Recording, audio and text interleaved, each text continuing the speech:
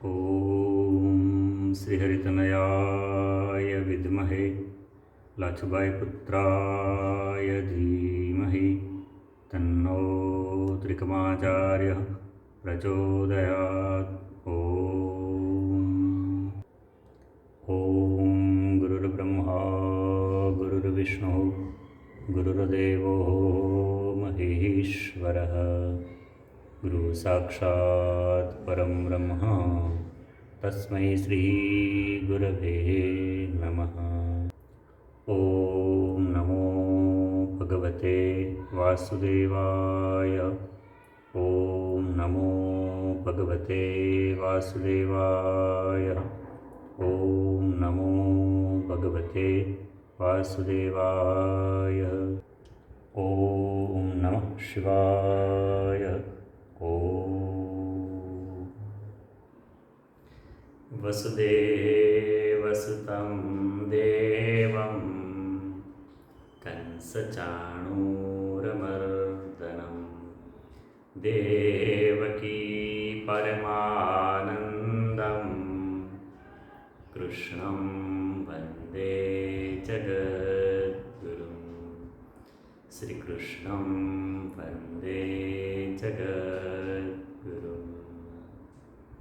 વહાલા સાધક બંધુઓ, વહાલા ભક્તજનો અને સનાતન ધર્મના આપ સર્વે ઉપાસકોના અંતઃકરણમાં બિરાજમાન પરમ કૃપાળુ પરમાત્મા, વિશ્વાધાર જગદાધાર નારાયણ સ્વરૂપ શ્રી દ્વારિકાધીશજીના ચરણોમાં અનંત કોટી વંદન હો. સૌને જય શ્રી કૃષ્ણ. ઓમ નમઃ શિવાય. સાધક બંધુઓ, નાભાદાસજી રચિત ભક્તમાળ નામના ગ્રંથની અંદર ભગવાન નારાયણ મહાવિષ્ણુના જે વિવિધ ભક્તો છે એમની દિવ્ય કથાઓનું આપણે શ્રવણ અને પઠન કરતા આવ્યા છીએ. ત્યારે આપણા સૌની ભગવદ્ ભક્તિમાં વૃદ્ધિ થાય, ભગવાન પ્રત્યેની આપણી આસ્થાની વૃદ્ધિ થાય, તે માટે આજે ભગવાનના પરમ અને અનન્ય ભક્ત એવા શ્રી નામદેવજીની કથાનું શ્રવણ કરી ધન્યતાનો અનુભવ કરીએ. નાભાદાસજી છે ભક્તમાળની કથામાં લખે છે કે નામદેવજી છે તેઓ દરજી પુત્ર છે. નામદેવ દરજી કેરો બાળ જેને વશ કિયો ગોપાલ. નામદેવજી છે પોતાની ભક્તિ અને શ્રદ્ધા વડે ગોપાલ એટલે કે જગદાધાર વિશ્વાધાર ભગવાન દ્વારિકાધીશજી છે એમના અનન્ય ભક્ત કઈ રીતે બન્યા છે તેમની આ દિવ્ય કથા છે. નાભાદાસજી લખે છે કે પિતા બહાર ગામ ગયા. પિતાની આજ્ઞા પ્રમાણે નામદેવ છે વિઠ્ઠલને દૂધ ધરાવ્યું છે. ભગવાનની નિત્ય સેવા પૂજા કરે છે.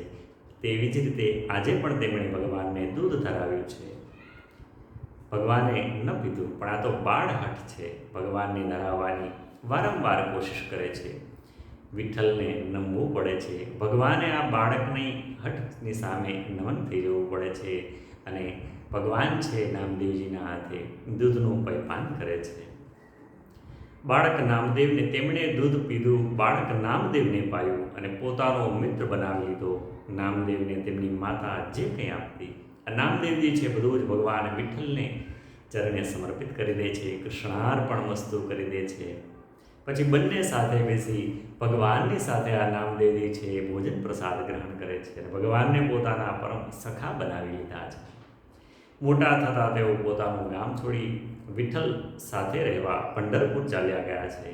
ત્યાં તેમને ગોરા કુંભાર, સાવંતા માળી આદિ વિવિધ સંતો છે એમનો સમાગમ થયો છે. નામદેવજીની ઉંમર ધીમે ધીમે વધવા લાગે છે. તેઓ પંઢરપુર જાય છે.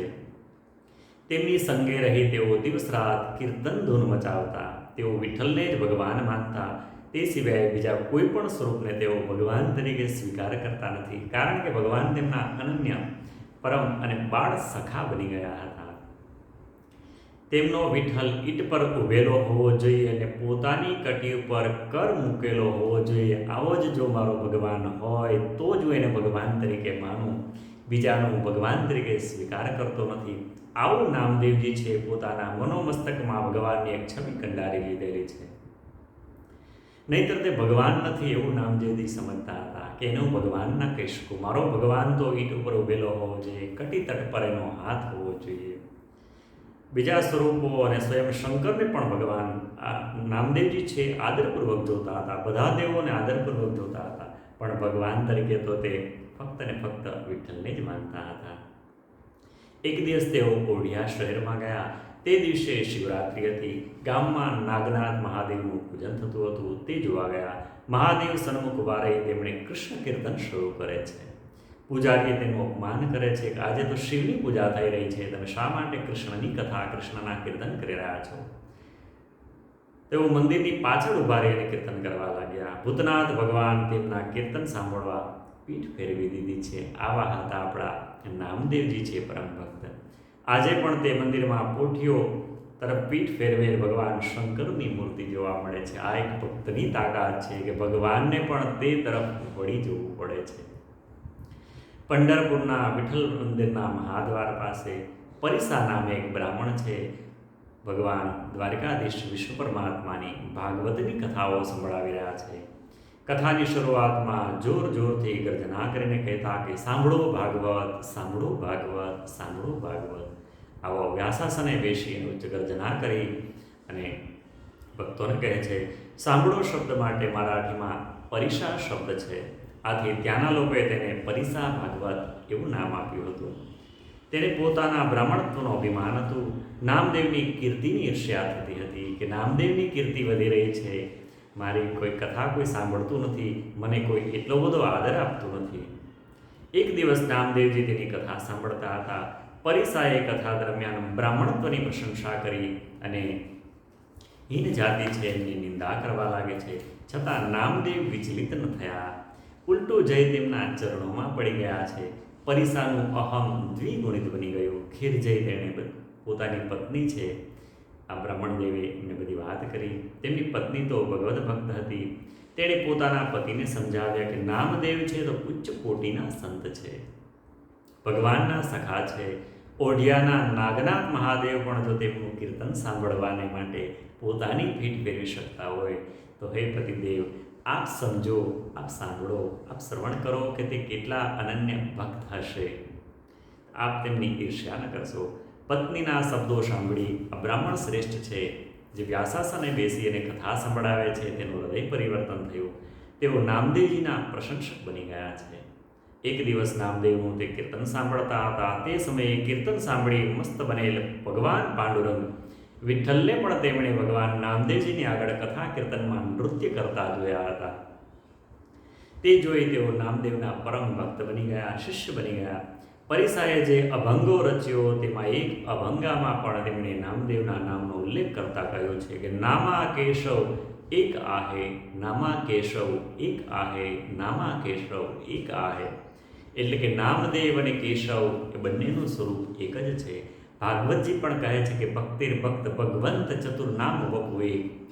ભગવત ભક્તે છે ક્યારે ભગવાનના ભક્ત અને ભગવાનમાં કદી ભેદ ન જોવો જોઈએ, કારણ કે ભગવાનનો જે અનન્ય ભક્ત છે એ ભગવાનનું જ દિવ્ય સ્વરૂપ છે.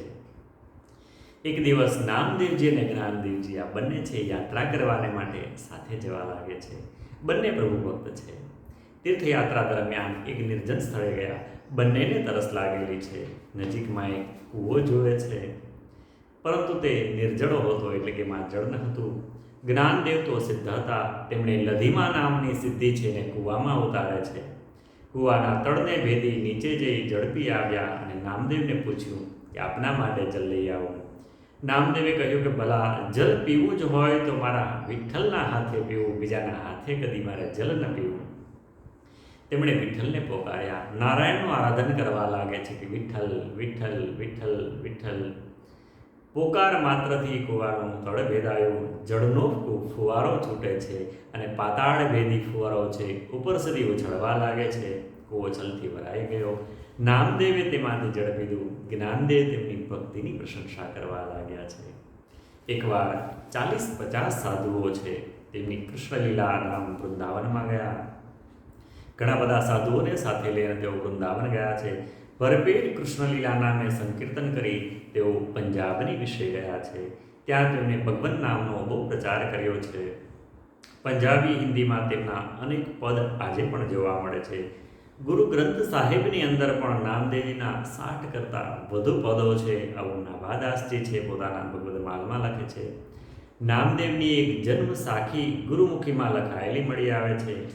ગુરુ ગ્રંથ સાહેબની અંદર નામદેવજીની ભગવદ્ ભક્તિને વર્ણવતો એક સુંદર પ્રસંગ પણ મળી આવે છે કે નામદેવ કોઈ સ્થળે કીર્તન કરતા હતા. તેમને કાફીર સમજી બાદશાહ છે તેમની પાસે આવે છે અને તેમની સન્મુખ એક ગાયની કતલ કરીને કહે છે કે નામદેવજી, જો તારા રામ કૃષ્ણ વિઠ્ઠલ સાચા હોય તો આ ગાયને ફરીથી જીવંત કરી દે, નહીં તો આ તલવાર વડે તારું ગળું કાપીશ.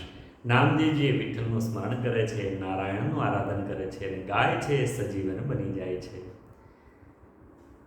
આમ નામદેવજી પંજાબની અંદર 18 વર્ષ રહે છે અને ભગવાન વિષ્ણુનારાયણની ભક્તિનો પ્રચાર અને પ્રસાર કરે છે. પછી તેઓ પંઢરપુર ગયા છે.